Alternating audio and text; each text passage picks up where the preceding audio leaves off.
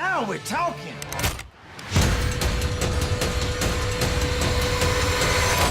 Let's slow it down. Let's slow it way down.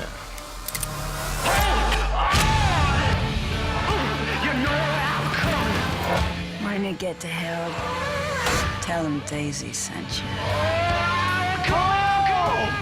You gon' die now?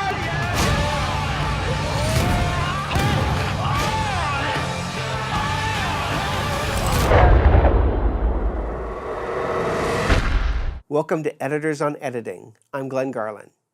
Fred Raskin has edited such cultural touchstones as 3 of the Fast and Furious movies, Guardians of the Galaxy, and Django Unchained.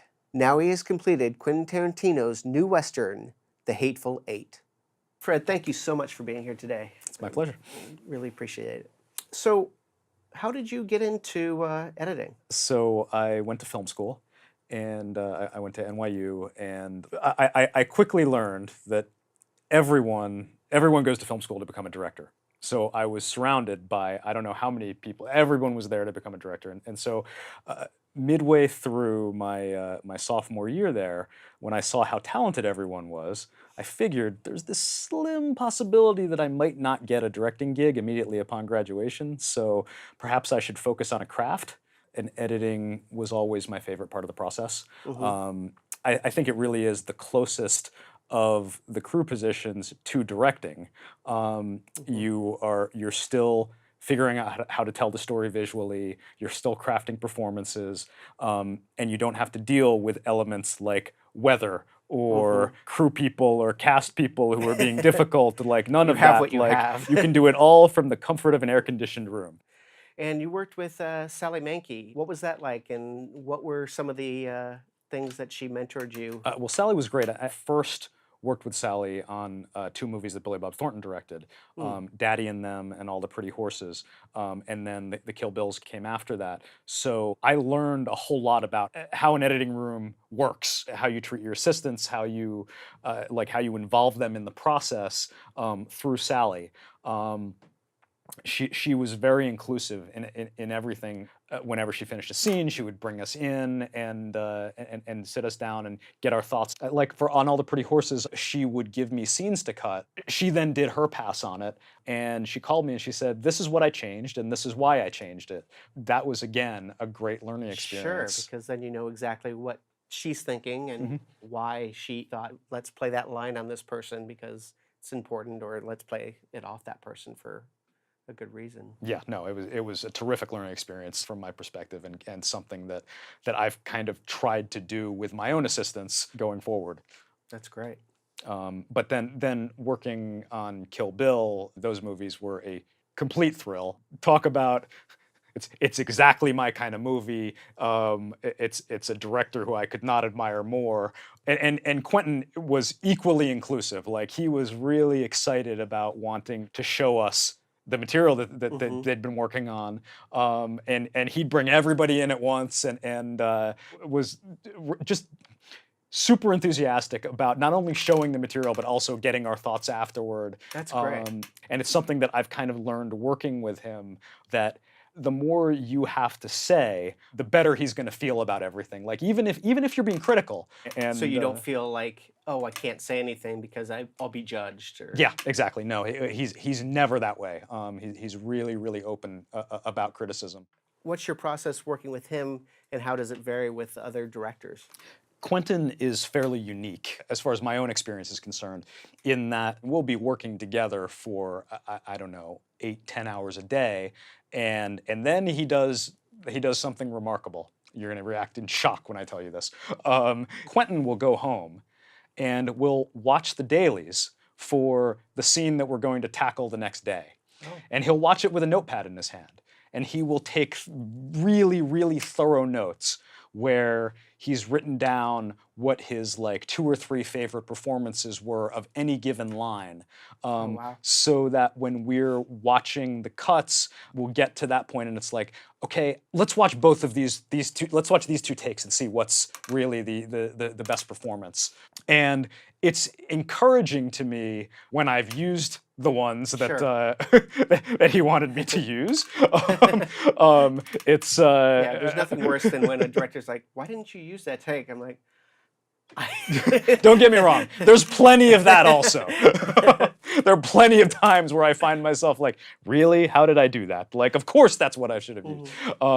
If I've done something completely different, he's actually really open to that. So it's not, he'll take these notes, but it's not like it's written in stone that you have to use it. Not, It's more not about at all. like, this is what I felt, but I want to see what your perspective is. Yeah, if he likes what he sees better, he's certainly not going to let his ego get in the way.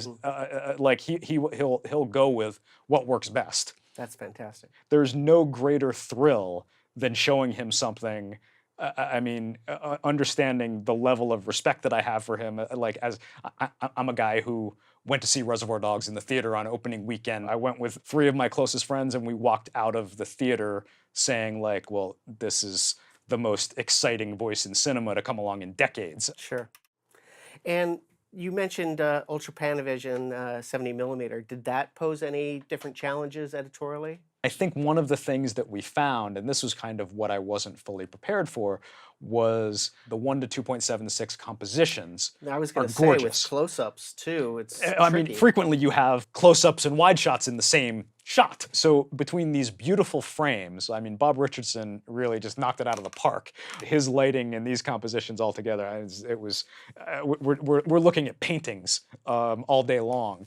Even like wide shots in this movie, you can really see the depth of the actors' performances in their eyes. Like, we found ourselves cutting a lot less I was going to than ask, we would have do you feel otherwise. like then you can slow down the pace because there's so much more information? Certainly the pace of the editing, yes. You know, frequently the question wasn't what are we going to cut to next, it's are we even going to cut at all? And it actually became sort of the challenge was, if we're going to cut, we'd better have a damn good reason for doing so. Just to give you an example, the sequence with Daisy playing the guitar. I was going to say, that's a long, you hold on that take for so like 2 or 3 minutes. I think it's about 4.5 actually. Yeah, she's playing the guitar and the guys are coming in the background. I had no idea because it's so much is going on that you're not bored. It lulls you in and you have all this different information to look at. And Quentin shot coverage on that scene. I was going to ask. But when we watched the shot in the 70s, it was like, why would we cut? Well, almost she's seducing them to the coffee in a way. So to see the coffee and see her expression, waiting to see whether they're going to pour it for each other, whether they're going to drink, it was great. But here's the interesting thing about it. So that's how it plays in the 70 millimeter Roadshow release. In the multiplex version of the movie, we did use some of the coverage. It doesn't all play out in that one shot because Quentin's feeling was it holds in 70. But if you're not watching it in 70, we don't have to be quite as precious about it. And what was it like working with Morricone? That must have been amazing. It was a complete and total thrill. Morricone was given a copy of the screenplay, translated into Italian, and he wrote the score almost entirely based on just his reading of the script. He Is just that how had he this. always works, or At the time, anyway, he told Quentin, listen, I have a little bit of time, not too much, but I have an idea in my head for a theme, and I've written about 10 minutes worth of music, and I'd love to record it. And then Quentin saw him a couple days later, and he's like, yeah, I've written some more. I kind of started writing and I kept writing.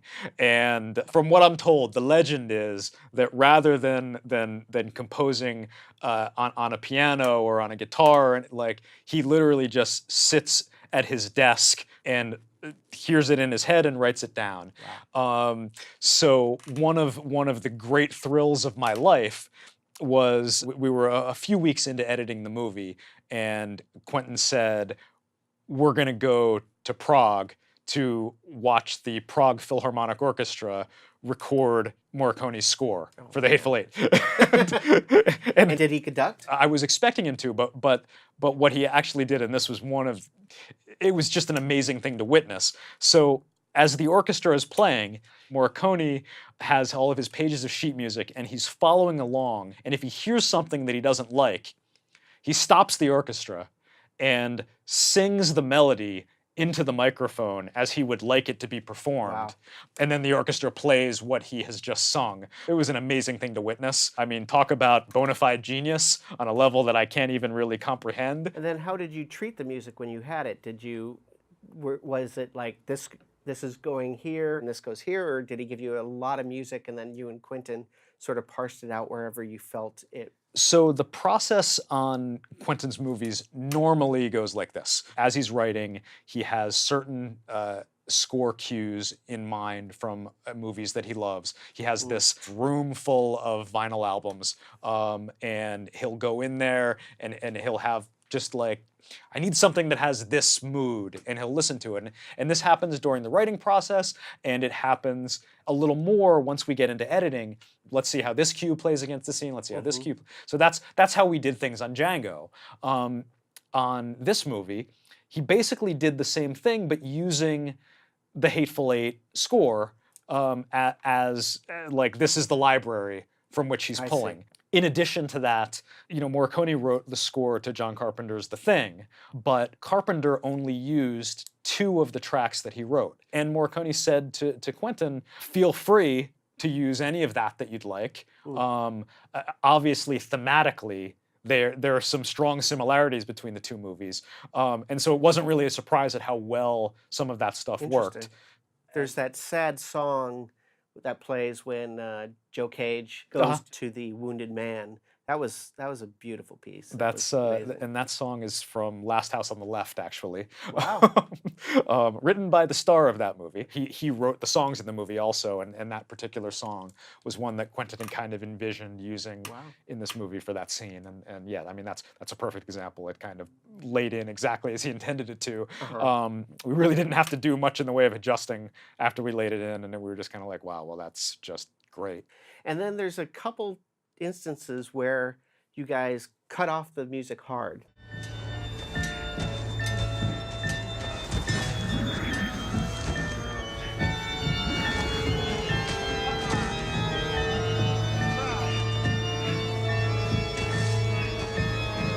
Now, you're wanted for murder. Well, that's kind of Quentin's taste, is to use things like door slams or even reel breaks to just end a cue. There's the White Stripes cue that's playing on the close-up of Daisy in the stagecoach that literally is ended by a reel break. Like, it just cuts off there. It's this kind of lo-fi stuff that I think really appeals to Quentin. Well, it also keeps you on your toes. Yeah. You really pay attention because it's like, oh, that I wasn't expecting. In Django, we had a door slam and a music cue. It's just part of Quentin's idiosyncratic nature that I really enjoy. So the scenes in the carriage, tell me about editing those together, because it's got amazing dialogue, but they're locked in one place, and trying to keep that interesting and paced up. I see you ain't got mixed emotions about bringing a woman to a rope. By woman, you mean her? No, I do not have mixed emotions. So you taking in the Red Rocket hat? You bet. You gonna wait around and watch it?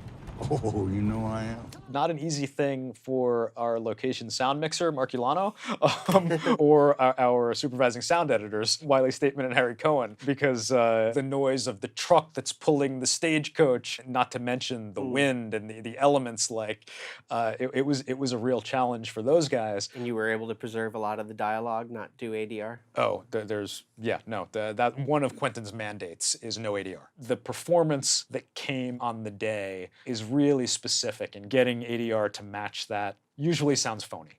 So Quentin does not want to be on the ADR stage at all if it can be avoided. Tell me about editing a movie where there's no clear protagonist. Quentin talked to me about this early on in terms of the first big chunk of the movie. We're introduced to all these new people one at a time, generally, and as the new characters are introduced, Quentin made it a point to keep them at a distance. We don't see John Ruth for a while in that first scene. Like we see his arm holding the gun sticking out, we hear his voice, but we don't see him when we're introduced to Chris Mannix. We just see him in the distance holding the lamp. We don't get a good look at his face until he's kind of right up close with them. And the idea was treat each scene where our protagonists are the people who we've met already. Whether or not they're good guys or not, they're who we're going to be aligned with visually. And everybody else is kind of at a distance until we get a better handle on who they are. One of them fellas is not what he says he is. What is he? In cahoots with this one, that's what he is. And it works because John Ruth, he's very concerned about anybody taking his bounty. So, Exactly. You know, he wants to keep everybody at a distance. It helps toward creating the atmosphere of paranoia. Quentin was very clear about making sure we held on moments of Bob, like if Bob didn't know something that he should have known. If you go back and watch the movie, you'll gain a new appreciation for that stuff. Well, I noticed even like in a second viewing when John Ruth is talking about somebody's in cahoots with Daisy. Are you sure you ain't just being paranoid? Our best bet is this duplicitous fella ain't as cool a customer as Daisy here. He won't have the leather patience it takes to just sit here. You've got shots of Bob going to the fireplace. He's trying to keep busy, but first viewing, I just thought he was just manning minis, doing his thing. That's the idea. Tell me about the flashback. Starting to see pictures, ain't you? This is an interesting tidbit that kind of gets into spoiler territory. The way the movie plays out right now is basically how it played out in the screenplay. But we did try one thing during the editing process, which was showing the poisoning of the coffee during the scene where Warren is confronting Smithers. I was going to ask you about whether you replayed it originally or whether that was done at the time. It appears in the movie the way it was written, and that's how it was shot to be. But we did try a version where we see that happen during the confrontation, with the idea being like we see that happen and we see Daisy seeing it happen, and then we go back to the end of the scene with what happens between Warren and Smithers. The idea behind it was we're setting up what's going to happen in the next act of the movie. They're going to go into the intermission knowing, like, something's happened. Now we know where the movie is going. Sure.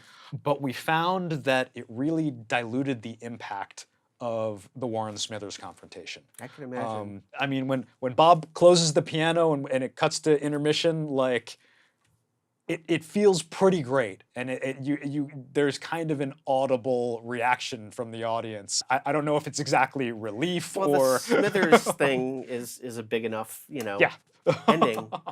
I love how Smithers doesn't say anything. You just have these reactions on him, and he's speechless. Quentin, his MO generally is whatever character is talking, that's the character we're seeing on screen. But he said in this movie, because so many of the characters are pretending to be something they're not, or know something that someone else doesn't, Quentin said he's used more reaction shots in this movie than in all of his other movies combined. Certainly, the Smithers confrontation is a fine example of that because yeah, at a certain point, the weight of what's being said to him is too great for him to have an actual audible reaction. That's my favorite sequence in the movie. Well, as the audience, you're really sort of not sure what to believe and what not to believe. After the Lincoln letter, as an audience, we're with John Ruth going, wow, he got a letter from Lincoln, and then he's like, no. So you don't have a reliable narrator. Yeah, and that's one of the things that I really like about the movie in general is the number of things that are left ambiguous, that are up to the audience to decide what's true and what isn't, because the whole story that Warren is telling could be real, or it could be a complete fabrication. Like, both versions work. Sure. And I really like the fact that it's never spelled out for you. This probably does impact how much you like Warren. If he's making it up, it's kind of cool. He's telling the truth. Oh, yeah. he's pretty messed up, this guy. But well, it's a really tricky movie because there is so much dialogue, and trying to keep all the scenes, all the dialogue scenes fresh, even though the dialogue is fantastic. My bound is never hang, because I never bring him in alive. Keeping it fresh and also being stuck in one room because of the blizzard, it's a huge challenge editorially. I mean, Quentin's dialogue kind of plays like action. We actually have that slow-mo dialogue beat that comes later on in the movie. You gonna make a deal with this diabolical bitch? I ain't saying I'm gonna make a deal with her. We just talking. Calm down. I'd had my assistants slow the dialogue down in syncing up the dailies so that we could watch it all in slow-mo. In the action stuff, it kind of makes sense. I think usually the process is to bring the actors back in and have them loop the lines with them kind of slowing their own voices down. In this case, we really just slowed down the original performances, and that's what's in the movie. Did you use a special type of processor to do that? Time compression expansion. So it like was in the Avid. Yeah, I mean, some of it is the Avid processing, and other stuff, they did some other tricks to it, depending on how much metallic breakup we kind of got in the slowed down material. So Quentin called me after watching Sam's dailies and said, you know how in like a Peckinpah movie, you'll have the heroes will be in regular speed and they'll be shooting and the bad guys will get shot in slow-mo and you go back to the hero and then you go back to the bad guy falling slow.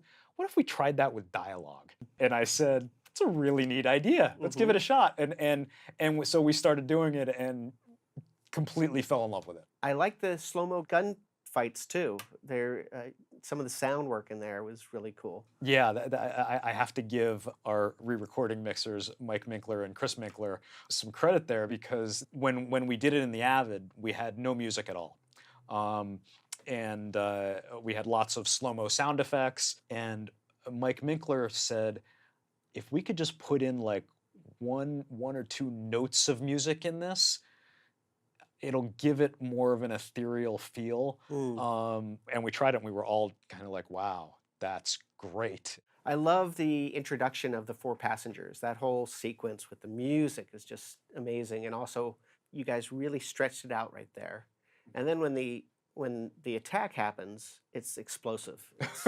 It's just like bang, bang, bang, and you're like, wait, what happened? I will say probably the most challenging sequence for me as an editor was the sequence preceding the massacre, because thanks to the 1 to 2.76 aspect ratio, you're seeing, we like to refer to each member of the gang as being in their own tableau, and frequently you're seeing another character's tableau in the background of any given shot. So we had to be very cognizant of who was where at what point in their action. Yeah. And we ended up cutting, there was a big subplot in the screenplay that's completely excised from the movie about the fact that Minnie's basement is full of rats. There was a section of that pre-massacre sequence where Charlie, the guy who gets shot in the shed, went down in the basement to take care of some of the rats, and all of that had to go. But that meant that all of the timing involved in all of the other sequences was going to get thrown off. So then did you do some split screens or? Quentin doesn't like doing split screens, and especially with this movie where it was shot in 70 and we're doing a photochemical finish, anytime we could avoid messing with the negative, we would avoid messing with the negative. So split screens were not seen as an option. It was really make it work without it. Yeah, do what we can with the footage that we have. Sure. There's a lot of tension when we hear the voices that we had heard earlier played outside and we're inside.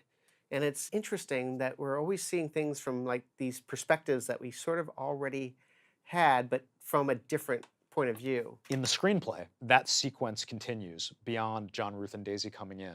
You see that entire next scene, you see that whole scene from the Domingre gang's perspective. Interesting. And you see little things happening, like when Daisy says, "New sheriff of Red Rock's traveling with us," we see Joe Gage, Michael Madsen, has his gun trained on John Ruth, but there are other people out there who he's going to have to deal with. Maybe he can't pull the trigger. When we laid the sound in for their arrival, as Joe Gage and Oswaldo are hammering the door shut and then kind of taking their positions, we kind of realized, you know what, we've kind of done the alternate perspective already, and we didn't need to go any further. So once John Ruth and Daisy came in, let's move on with our story.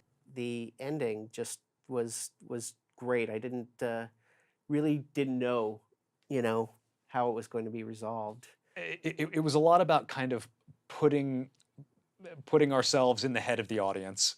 Is Chris Mannix going to betray Major Warren? Because certainly we know from chapter 2 that these two guys hate each other. But now they kind of have a common enemy. But will that common enemy be enough? Sure. Or is Chris Mannix going to fall back on his old ways? I mean, even at the end, you don't know. No, I love how it's open ended. Yeah, that's one of the what's fun. going to happen. You don't know, and I almost feel like Maddox, because he appreciates the man and his intelligence, he sort of starts overlooking his color, which I think is what I think Quentin set out to do with this. Oh, absolutely. It's almost like a more modern take on race relations and how Completely. people. Well, I thoroughly enjoyed the movie. Thank you so much for being here today. Oh, it's my pleasure. What make a man brave a blizzard, kill in cold blood? I'm sure I don't know. You'd be surprised what a man would do.